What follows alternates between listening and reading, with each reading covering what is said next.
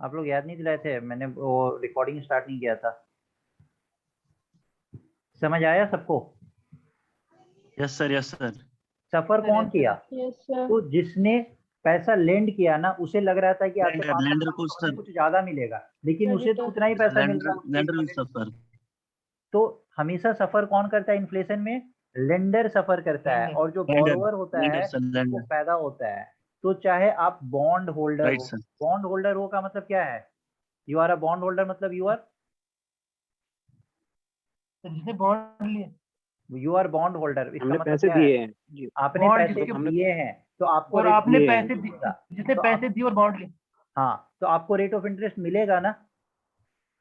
तो ठीक है। आप क्या हो गए? आप जी सर। बोरोवर हो गए कि लेंडर हो गए? आप तो लेंडर हो गए ना। तो lender Yes, sir, always lender हो सफर गए। In the inflation. तो इन्फ्लेशन में हम्म। बेनिफिट किसको होता है? तो डेब्टर को होता है। जो बोरोवर होता है वो ज्यादा खुश होता ओनली है। Debtor sir, only debtor. Only debtor.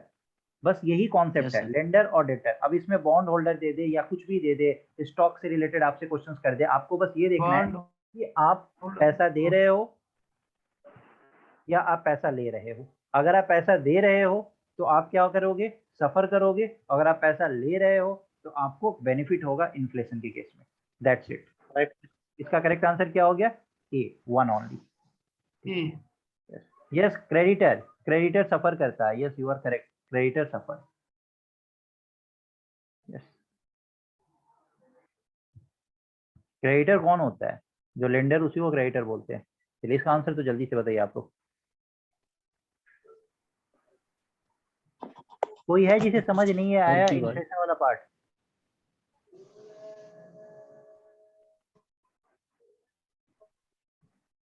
ये सबको समझ आ गया तो बहुत अच्छी बात है।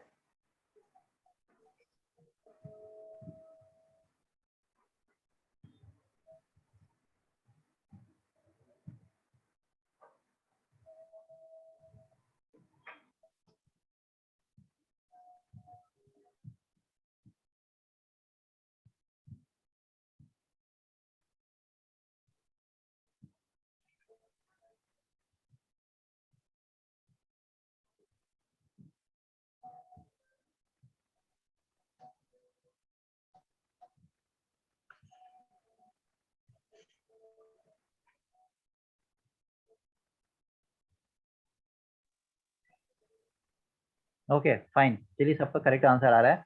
देखिए डिस्गाइज्ड अनएम्प्लॉयमेंट क्या होता है, आप लोग देखेंगे marginal productivity of labour is zero. अब समझते हैं कि मार्जिनल प्रोडक्टिविटी लेबर का क्या मतलब होता है। मार्जिनल, जहां भी मार्जिनल टर्म आप देख लेंगे ना, जैसे हुआ marginal cost, marginal return, marginal productivity. अगर कहीं भी मार्जिनल टर्म होता है ना, तो उसका क्या मतलब होता है? मार्जिनल यूटिलिटी, इस तरीके से जो भी आप टर्म देखेंगे उसका क्या मतलब होता है? एक एडिशनल यूनिट के एडिशन पे एडिशनल बेनिफिट जो आपको मिल रहा होता है, उसी को आप बोलते हैं मार्जिनल। अगर मार्जिनल कॉस्ट की बात करें तो एक एडिशनल यूनिट के प्रोडक्शन पे जो आपका एडिशनल कॉस्ट लग रहा है उसको बोलेंगे मार्जिनल कॉस्ट। मार्जिनल यूटिलिटी का बात करेंगे तो क्या बोलेंगे? एक एडिशनल यूनिट के एडिशन पे जो आपको एडिशनल बेनिफिट मिल रहा है, that is known as marginal utility. अब मार्जिनल प्रोडक्टिविटी का क्या मतलब है? मार्जिनल प्रोडक्टिविटी ऑफ लेबर, तो मतलब एक एडिशनल यूनिट ऑफ लेबर पे जो आपको एडिशनल प्रोडक्शन मिल रहा है, उसी को बोलते हैं मार्जिनल प्रोडक्टिविटी। ठीक है। अब यहाँ पे marginal productivity of labour zero है, इसका क्या मतलब है? लेट्स से कि ये एक फील्ड है, इस फील्ड में इनपुट ज्यादा आपने मिला और आउट। आपने एक लेबर को एम्प्लॉय किया, ठीक है। तो एक लेबर मिलके, ये 100 एकड़ का फील्ड है, तो एक लेबर मिलके अकेले 50 एकड़ करता है, ठीक है। आपने दो लेबर को एम्प्लॉय किया तो दोनों मिलके 80 एकड़ को कर देता है। लेट्स से तो थोड़ा सा गलत डेटा जा रहा है। 30 पहले कर रहा है, दोनों मिलके 80 कर दे रहा है। 3 लेबर को आप बुला के लाए तो ये टोटल 100 कर दिया, ठीक है। अब आप चौथे लेबर को बुला के ला रहे हैं तो अभी भी 100 एकड़ फील्ड ही प्लॉ हो पा रहा है। तो ये एडिशनल लेबर जो आप लेके आए, तो एडिशनल प्रोडक्टिविटी क्या हो रहा है? एडिशनल प्रोडक्टिविटी तो यहाँ पे जीरो है, कोई एडिशनल प्रोडक्टिविटी नहीं है। इसी को बोलते हैं डिस्गाइज्ड अनएम्प्लॉयमेंट। मतलब उसके एम्प्लॉयमेंट से कोई एडिशनल बेनिफिट हो ही नहीं रहा है, तो he will be considered as disguised unemployment. इसमें जो एम्प्लॉयमेंट होता है उसमें क्या होता है एग्रीगेट आउटपुट पे कोई इफेक्ट नहीं आता है, there is no effect on the aggregate output. पहले भी 100 यूनिट का 100 एकड़ फील्ड फ्लो हो रहा था और अभी भी 100 एकड़ फील्ड फ्लो हो रहा है, ठीक है। तो this is known as marginal productivity. तो marginal productivity of labour is zero. Disguised unemployment का क्या मतलब होता है, मार्जिनल प्रोडक्टिविटी लेबर क्या होता है, जीरो होता है। ये न्यूज में क्यों है, ये एग्रीकल्चर की वजह से यस जो प्रॉब्लम हो रही है अभी। Yes yes.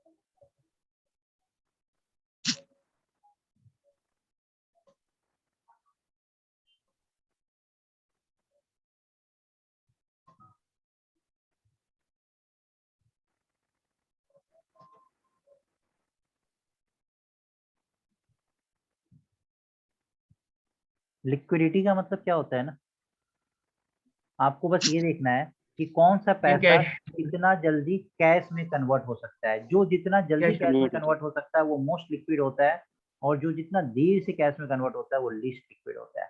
तो बस अब आप चारों पैसा को देखिए और बताइए कि क्या होगा।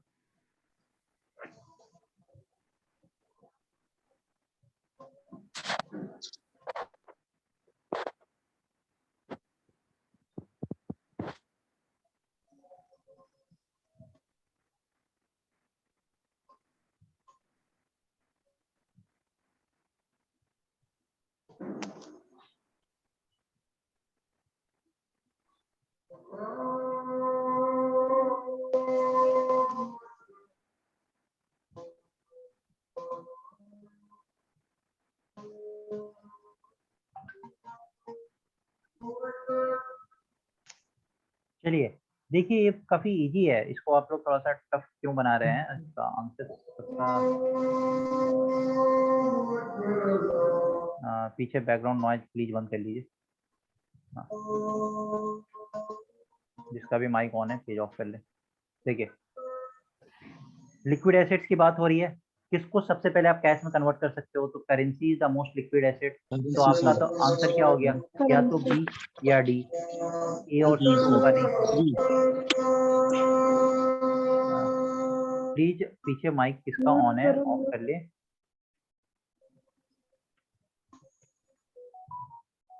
Okay, currency is the most liquid. इसके बाद क्या है, टाइम डिपॉजिट, सेविंग डिपॉजिट और टाइम डिपॉजिट। अब डिमांड डिपॉजिट, टाइम डिपॉजिट और सेविंग डिपॉजिट, अब ये जो तीन डिपॉजिट्स है इसमें देखना है कि कौन सा मोस्ट लिक्विड है। तो देखिए डिमांड डिपॉजिट का क्या मतलब होता है, जिस समय आप बैंक से डिमांड करेंगे उस समय बैंक को आपको पैसा देना है। टाइम डिपॉजिट क्या होता है, after a certain point of time आपको पैसा दिया जाएगा। और सेविंग डिपॉजिट क्या होता है कि जो आपका पैसा सेविंग अकाउंट के फॉर्म में जो पड़ा होता है बैंक के पास, दैट इज सेविंग डिपॉजिट। अब आपके पास डीडी है, आप जैसे वहां पे बैंक को आप देंगे तो आपको सबसे पहले ये डीडी को क्लियर किया जाएगा, ठीक है। तो demand deposit comes first then after your saving deposit, क्योंकि ये पैसा जो होता है ये जब आप डिमांड करेंगे तब तो ये पैसा निकालेंगे ना। करंट जब आप डिमांड करेंगे तो पहले तो डिमांड से ये पैसा निकल रहा है ना। First one will come, then third will come, and then the ये second time deposit. Time deposit क्या मतलब है कि अगर आप 2 साल का टाइम डिपॉजिट आपने बैंक में अगर एफडी करा रखा है तो आफ्टर 2 इयर्स ही आपको ये पैसा मिलेगा। As bank is not bound to give you the money at that time जिस समय आप डिमांड करेंगे। अगर आप डिमांड करते भी हैं तो बैंक क्या करेगा, रेट ऑफ इंटरेस्ट वगैरह जो होगा वो आपको कुछ पेनलाइज करेगा, उसके बाद पैसा देगा। तो इसका करेक्ट आंसर क्या हो गया, 4 1 then 3 D, sir. then 2। So D is the correct D, answer। sir. Yes। चलिए ये क्वेश्चन जल्दी से बताइए।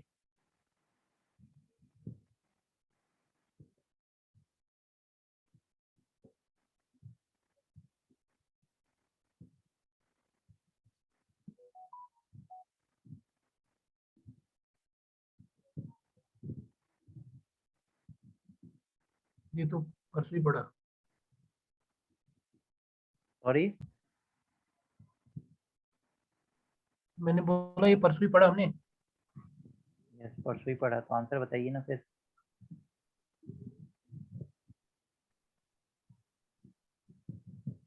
जो भी पढ़ाऊंगा ना सब पे मैं क्वेश्चन जरूर पूछूंगा, आप लोगों को मैं याद करा दूंगा एग्जाम पे, गलत तो करने का प्रश्न ही नहीं उठता है।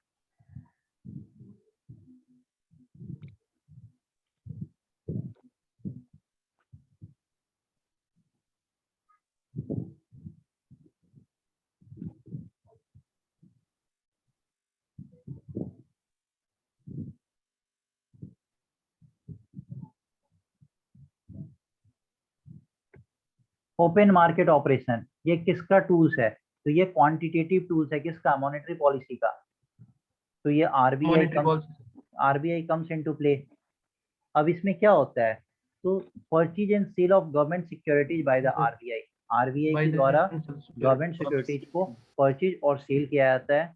ओपन मार्केट, मार्केट में ये डायरेक्टली सेल किया जाता है। तो जब सिक्योरिटी को परचेज करना है, ठीक है, परचेज करना, तो सिक्योरिटी अगर आरबीआई परचेज करती है तो इसमें क्या होगा? चलिए, सिक्योरिटी मनी परचेज सप्लाई करना, इंक्रीज होगी। सिक्योरिटी मार्केट परचेज में करने से क्या होता मनी है? सप्लाई इंक्रीज होगी। मनी सप्लाई इंक्रीज हो जाएगा मनी सप्लाई जब इंक्रीज होगी मार्केट। बाई करेगा। बाई करने पे मनी सप्लाई इंक्रीज होता है। कैसे इंक्रीज होता है?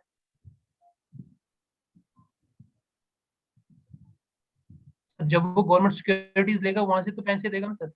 हाँ, अच्छा, और जब तो सिक्योरिटी वो जो सेल मार्केट होता में है, आ जाएगा तो मार्केट और सिक्योरिटी सेल करने पे क्या होता है? तब मनी सप्लाई डिक्रीज।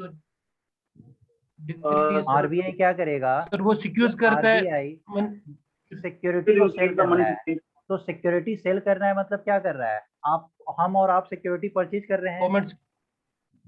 हम और आप अगर yes security sir, yes purchase sir. कर रहे हैं तो हम और आप क्या हम कर यहाँ रहे से हैं? आरबीआई को पैसा दे रहे पैसे हैं। देंगे। तो ये पैसा मार्केट से yes sir.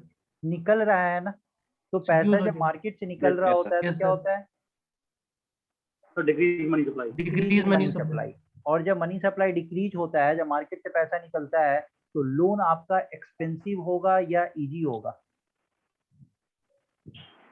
Expensive sir. Expensive होगा ना, लोन एक्सपेंसिव होता है। और जब यस सर। मार्केट में पैसा जब इनफ्लो होता है तो उस समय क्या होता है? इन्फ्लेशन को कंट्रोल करेगा सर। यस, तो उस समय आपका लोन जो होता है वो इजियर होता है, इंटरेस्ट रेट जो होता है वो डिक्लाइन करता है। तो ऐसे भी क्वेश्चन पूछा जाता है कि when RBI purchase the government securities, तो लोन बिकम्स इजियर और एक्सपेंसिव।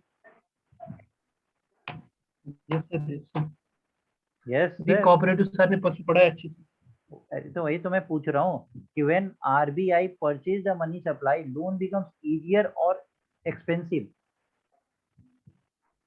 जब आरबीआई गवर्नमेंट और सिक्योरिटी को बीएस परचेज क्या? करता है, when RBI purchase the government securities, तो लोन बिकम्स इजियर और एक्सपेंसिव।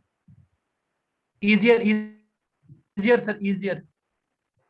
यस, जब परचेज करता है तो क्या हो जाता है? इजी हो जाता है। तो परचेज एंड सेल ऑफ क्योंकि government money security. Supply increase हो जाएगा यस, मार्केट में तो वो इजिली बैंक उनको प्रोवाइड करेगा सबको। You are correct. जी, मैं आपको एक, वेट, 2 मिनट आप लोग वेट करिए।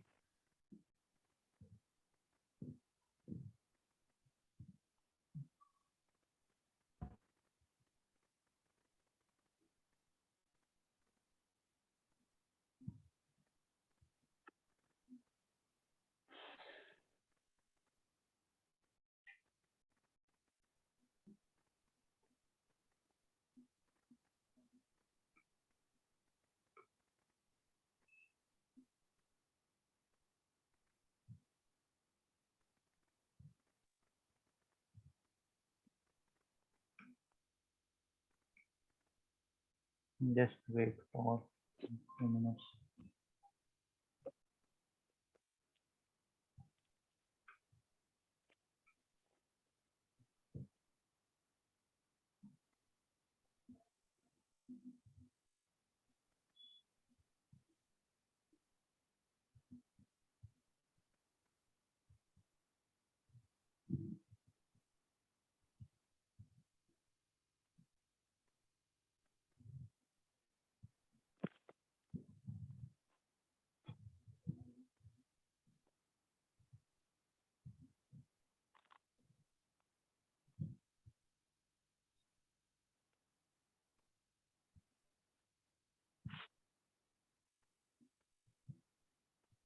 मैं आप लोगों को कुछ OMO पे कुछ आप लोगों को शो करता हूँ, तो वही मैं जस्ट ओपन करने की कोशिश करता हूँ। कहाँ मैंने नोट डाउन किया था ये मुझे खुद भी याद नहीं है, but just give me 2 more minutes।